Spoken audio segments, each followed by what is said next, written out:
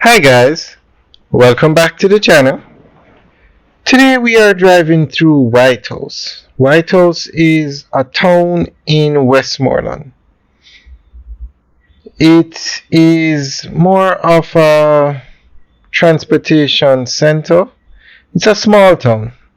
When driving from St. Elizabeth or when you're driving from Black River to Savlamar, the first town you're going to drive through when you enter Westmoreland is White House.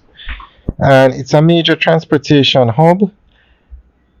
And with the highway coming this way, the White House is expected to have an exit. And White House has some developments going up. You have the White House Beach Club, very nice development. And you also have Sandal South Coast, a luxury hotel chain, because this section of Westmoreland has some very nice beaches. It's perfect for luxury developments and hotels. Alright, so this is the actual town, and we're driving out of the town towards Savlamar. So we're going to pass the White House Beach Club, which is the new development going up, and then the hotel.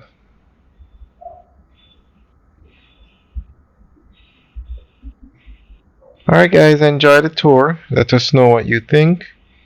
Leave your comments in the section below. Alright guys, have a good day.